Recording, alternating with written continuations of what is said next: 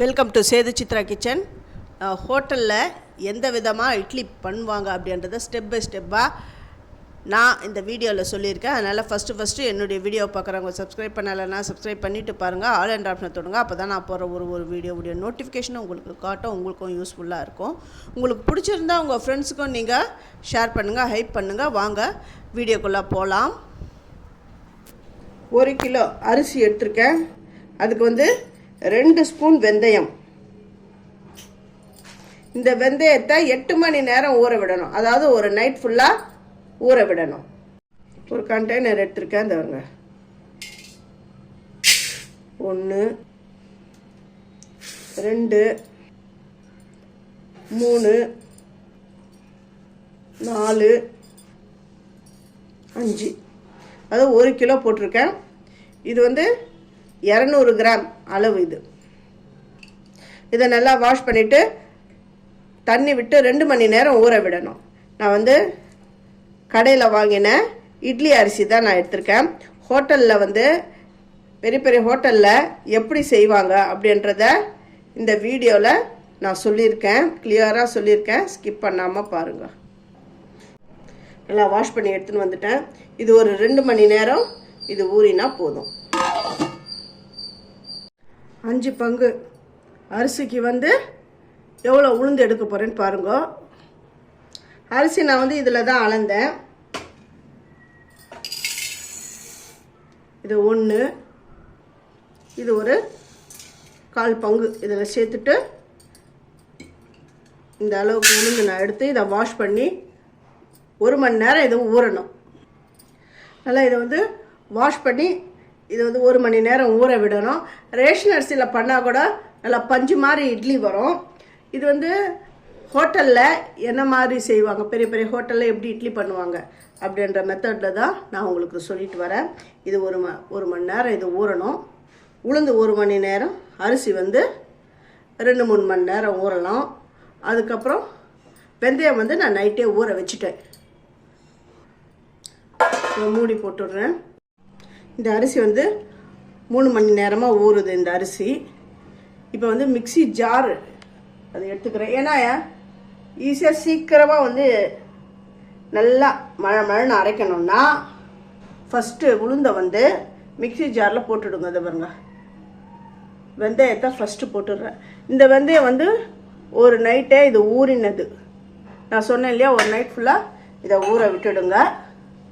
அந்த ஊற விட்ட தண்ணியோடு தான் போட்டுக்கிறேன். அப்புறம் உளுந்து 1 மணி நேரத்துக்கு முன்னாடியே ஊற வச்சுட்டேன். இப்போ இந்த உளுந்தை நான் இதில் சேர்த்துக்கிறேன். இந்த உளுந்து தண்ணியிலே நம்ம கிரைண்டரில் இந்த தண்ணியை யூஸ் பண்ணி தான் அரைக்கணும். உளுந்து இப்போ ரொம்ப இல்லை, இந்த பல்ஸ் மோடில் வச்சு நம்ம அரைக்கணும்.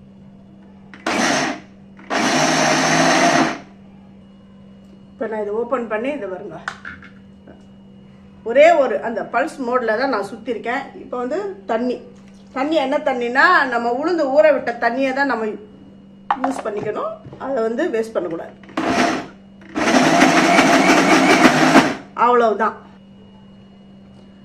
இந்த அளவுக்கு அரைஞ்சாலுமே போதும். இப்போ இதை கிரைண்டரில் சேர்த்துடலாம். கிரைண்டரில் சேர்த்துட்டேன். இதை ஓட விடுறேன். இந்த மாதிரி நீங்கள் அரைச்சிங்கன்னா 2 நிமிஷத்தில் நல்லா இந்த உளுந்து அரைச்சி எடுத்துடலாம். இந்த உளுந்து நம்ம ஃபஸ்ட்டு போட்டு அரைக்க என்ன ஆகும், உளுந்து ஹீட் ஆகிடும். இது ஹீட்டே ஆகாது. அதை நம்ம மிக்சியில் அந்த பல்ஸ் மோடில் தான் கொஞ்சமாக அப்படி சுற்றி எடுத்துன்னு வந்திருக்கேன். இப்படி போட்ட உடனே இதை வருங்க, ஒரு 2 நிமிஷத்துலேயே நல்லா மாவு மாதிரி வந்துடுது. நல்லா மைய வந்துடுச்சு.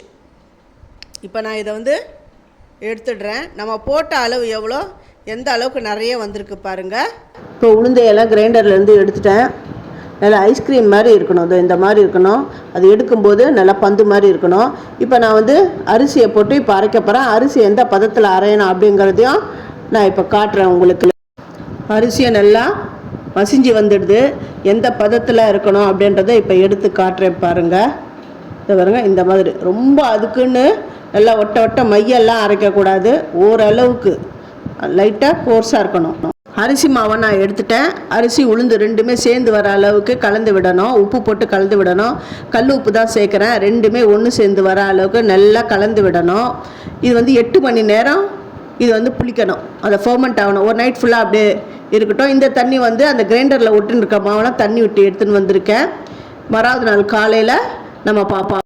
மறாவது நாள் காலையில் ஆகிடுது. நல்லா ஃபர்மெண்ட்டாக ஆகிடுது. எப்படின்னு பாருங்கள். இந்த தண்ணியை வேஸ்ட் பண்ண வேண்டாம். இதுலேயே தோசை செய்ய வேண்டியவங்க அந்த மாவு இதிலே வச்சு கரைச்சி தோசை பேட்டருக்கு அது நல்லா கலந்து விட்டு பண்ணலாம். நல்லா மாவு ஃபர்மெண்ட் ஆகிடுது. இதில் வந்து இட்லி நல்லா சாஃப்டாக வரும். அது எப்படி வந்திருக்கு, எந்த அளவுக்கு ஃபர்மெண்ட் ஆகிருக்குன்னு பாருங்கள். இது பாருங்க, ஏர் பபிள்ஸ்லாம் உள்ள பண்ணி என்ன மாதிரி ஃபர்மெண்ட் ஆகிருக்குன்னு பாருங்கள்.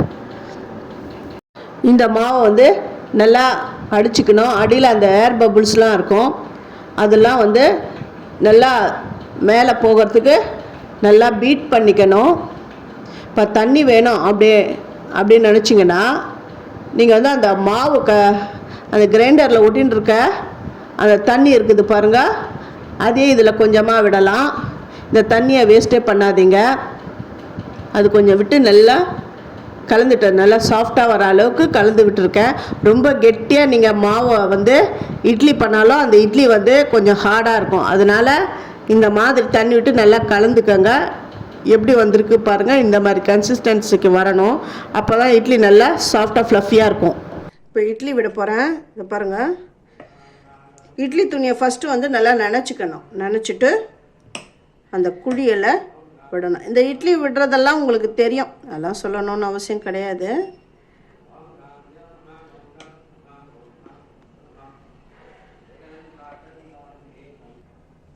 இட்லி தட்டில் இட்லிகளை நிரப்பிட்டேன். இதோட முடியலை. இந்த இட்லியை எப்படி இந்த இட்லி பாத்திரத்தில் வைக்கணும் அப்படின்றதையும் நான் உங்களுக்கு சொல்கிறேன். அதுலேயும் ஒரு டிப்ஸ் இருக்குது. இன்னொரு டிப்ஸ் என்னென்னா, இந்த இட்லி பாத்திரத்தில் இந்த தண்ணி வந்து தலை கொதிக்கணும். அப்போ தான் வந்து நீங்கள் இட்லிகளை இதில் ப்ளேஸ் பண்ணணும். இன்னத்தையும் நான் இதில் ப்ளேஸ் பண்ணிடுறேன். இதை மூடி போட்டுடுறேன். இது வேக வைக்கிறதுக்கும் டைமிங் இருக்குது. ரொம்ப நேரம் வேக விடக்கூடாது. ஜஸ்ட் ஒரு 3 நிமிஷம் இது வெந்தால் போதும்.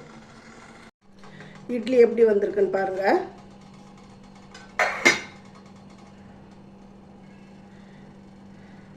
நல்லா வெந்துடுச்சு. இப்போ நான் இதை எடுத்துடுறேன். இட்லி எப்படி வந்திருக்குன்னு இதை பாருங்கள்.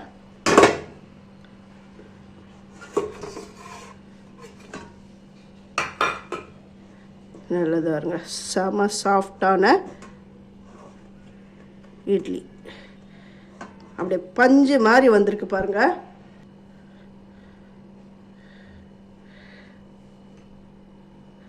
எப்படி அப்படி பூ மாதிரி வந்திருக்கு பாருங்கள். நல்லா சுடுது. இதாருங்க பா, சுட சுட நான் எடுக்கிறேன். பார்த்துங்களா அப்பா எப்படி வந்திருக்கு பாருங்கள்.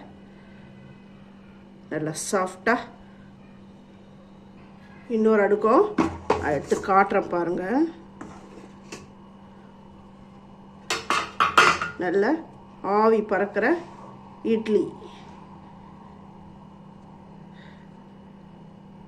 சூப்பராக ரெடி ஆகிடுது பாருங்கள். நல்லா சுட சுட சூப்பராக இருங்க. பஞ்சு மாதிரி எப்படி இருக்குன்னு பாருங்கள். நல்லா செம சாஃப்டான இட்லி.